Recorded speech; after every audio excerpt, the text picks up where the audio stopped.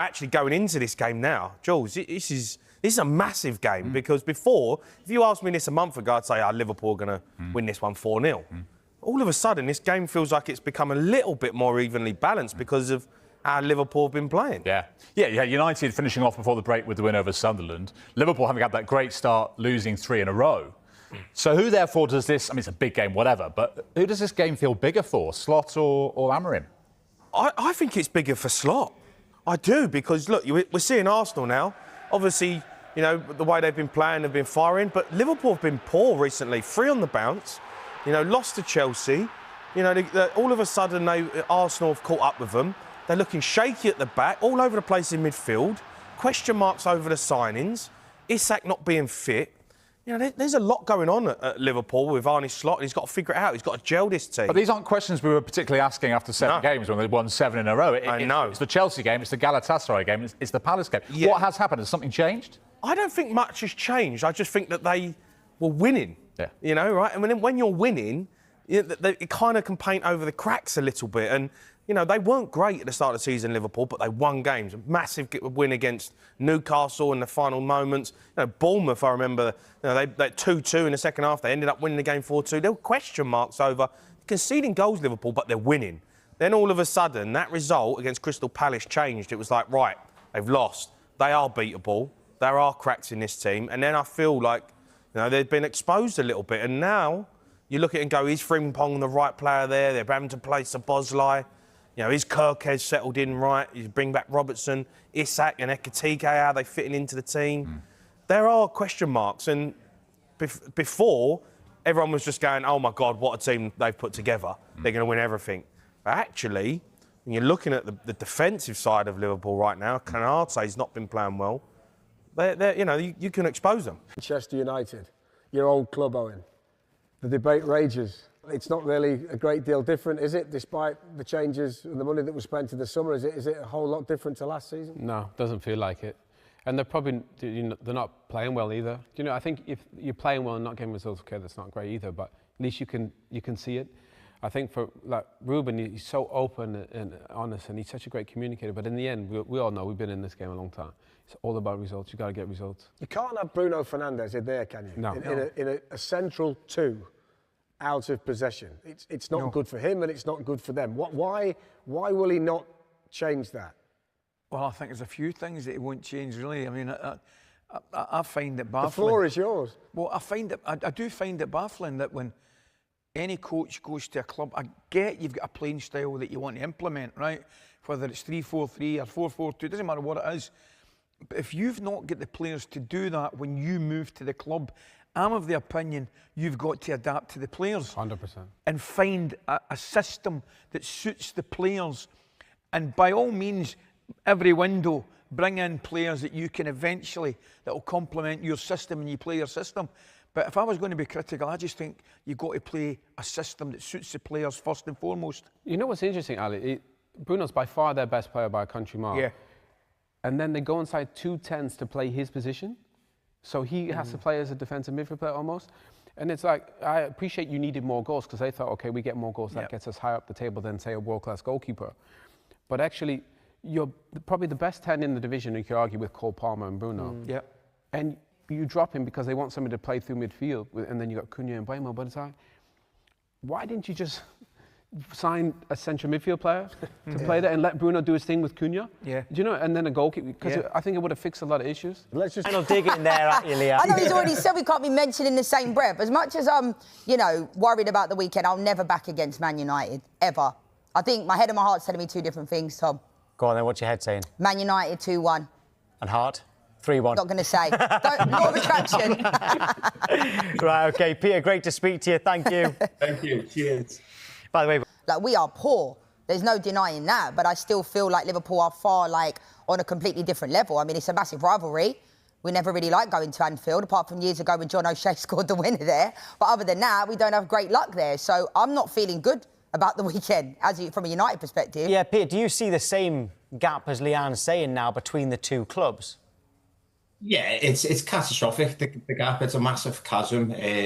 Liverpool are light years ahead of Man United. They shouldn't even be in the same conversation. I think it's just that historical names now that is the reason why Man United couldn't even envisage getting in the top 5 for the Champions League. Never mind being in the same conversation as Liverpool.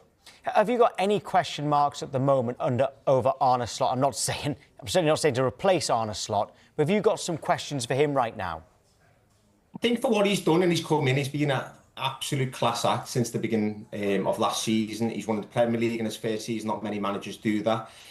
How he handled the contract saga last season was great. What he'd done over the summer and how he was so dignified and how he handled everything in that horrible situation has been fantastic. I think just a nitpick a little bit this season. I do agree that he has changed a lot of in-game decisions. So I know that we've brought in a lot of players in the summer and you have to make changes, but it's his in-game decision-making, which has sort of baffled me a little bit against Chelsea. We changed 3 of the back 4 in that game, and I don't really think you should be doing that, despite yellow cards or not. If you can't trust the footballer to not get a second yellow card, then he shouldn't be playing on the pitch in the first instance, because it's not the first time he's taken a fullback off the season after getting booked.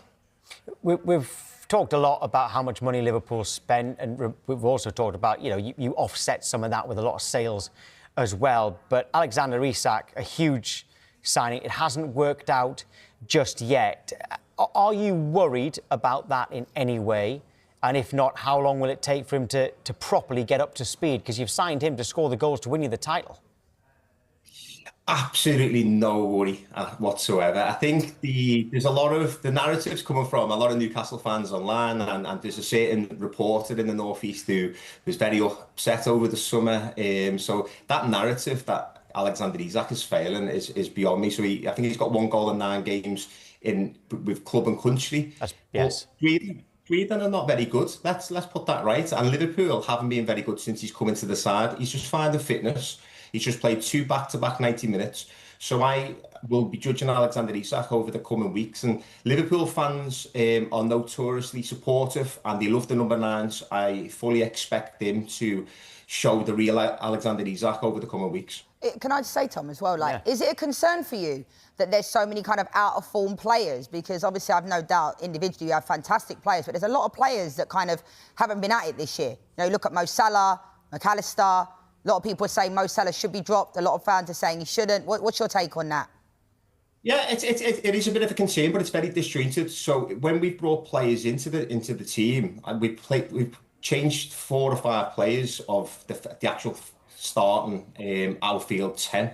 So it's disjointed all over the pitch. So if you think about Mohamed Salah, he hasn't got Trent Alexander-Arnold behind him. Szoboszlai was on that right-hand side as well, so he hasn't had that connection. On the left-hand side, you said, Kirkhouse, so he's new on that left-hand side. McAllister's not been playing well. But then your left-hand side, you're missing Luis Diaz. So there's lots of balance issues which need to be rectified. But yeah, it is a little bit of a concern. But when people say about dropping Mo Salah, who are we putting in, by the way? Because there isn't no one to put there. So I really don't understand anyone who says, let's drop him. Because, again, who are we putting in? Yeah, I wouldn't be dropping him. But is that an issue, though? Because over the summer, everybody said Liverpool were 1 short at centre-back, all right? And Konaté's form's been poor, so that's maybe been proved right. But right back, you've been putting Szoboszlai there, even though that didn't look like it was going to be a weak area, because you've got Conor Bradley and you've got Frimpong as well. But now, with this question mark over Mo Salah, with his current form, is that another area where maybe you didn't look at enough? Because you've got versatile players who can play there, but you haven't got a natural right winger other than Salah. Well, we are 1 senior forward short from last season. It's as simple as that. And a lot of the general public were talking about where the Liverpool player is going to fit in. And now we're saying we're realising we are 1 short. So, yeah, possibly. But I also think when Liverpool don't play well, Mohamed Salah automatically gets the blame. Everyone looks at him. And if you look at him carefully, he's normally got 2 players on him, if not 3 players on him. What he needs now is for the rest of the players to stand up a little bit, because I don't think his form is absolutely critical to Liverpool's form at the moment. I think the biggest problem we've got is in midfield. You talk about the right-back position. I think that's a bit of a concern for me when I look back in the summer stylistically. We've signed Frimpong, who can't pass the ball out to the back 4. And you've got Conor Bradley, who's a phenomenal talent, potentially, who again is a different type of player than Trent Alexander-Arnold. And I think that's why he's put Szoboszlai there, just to distribute the ball, just to get it out of the back four. Because Kanate obviously can't do it. And Van Dijk, there's always a man on him. So that ball, that outlet that we're missing from Trent is why Szoboszlai's been playing it. Well, obviously Mark Gahey as well. Yeah, they did try. They tried to get Mark Gahey, and sadly for Liverpool, happily for Crystal Palace, didn't happen on deadline day. Right, Peter, come on then. I was going to say your prediction for Sunday, but I suppose I better say, how many do you think you're going to win by on Sunday? Calm down, jeez. It's always a horrible game against Man United. We've had some big scorelines, but for me, I just want Liverpool to control the game, because no matter what we've done this season, we haven't controlled the game from start to finish. So if we win 2-0 and we control the game, that'll do me. So I'm thinking of a Super Sunday where I was a kid, Robbie Fowler banging in two. If Isak can do the same on Sunday, that'll do. Yeah, I think when a 2-0 win, will do, it's a sign of a club that's actually doing very, very well. We want Ambulance to stay in the job. Oh, you calm down, jeez. We've let him get a Manchester United are expected to have Nasser Mazraoui available for selection in Sunday's clash with Liverpool. Mazraoui has been restricted to just 3 appearances for the Red Devils this season due to injury problems. The Morocco international missed the start of the 2025-26 campaign with an issue that he suffered during pre-season, but he did return to action against Burnley at the end of August. Mazraoui would go on to start against Manchester City and Chelsea, but he has missed Man United's last 2 games against Brentford and Sunderland due to an unspecified issue. The 27-year-old did link up with the Morocco squad for their 2026 World Cup qualification matches against Congo and Bahrain, though, with the defender undergoing recovery work. According to the Manchester Evening News, Mazraoui has since been back at Man United's training base, and all of the signs are pointing towards him being available against Liverpool. Mazraoui is an option to start in the back 3, while he will also be in manager Ruben Amorim's thinking when it comes to the right-sided wing-back position at Anfield.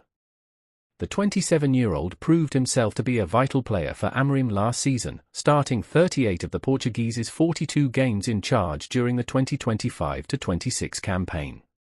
However, a lack of football could count against the defender when it comes to the starting side for Sunday's clash with Liverpool, as Man United look to make it back-to-back wins in the Premier League. Man United will also seemingly have Lisandro Martinez available for selection, with the Argentina international making excellent steps forward in his recovery from a long-term knee injury. Martinez has been sidelined since February after undergoing knee surgery, but the defender could allegedly be back on the field before the end of the month, potentially against Brighton and Hove Albion on October 25. Man United have not suffered any fresh fitness issues during the international break, and the Red Devils will train as a group on Thursday as preparations for Sunday's match officially begin.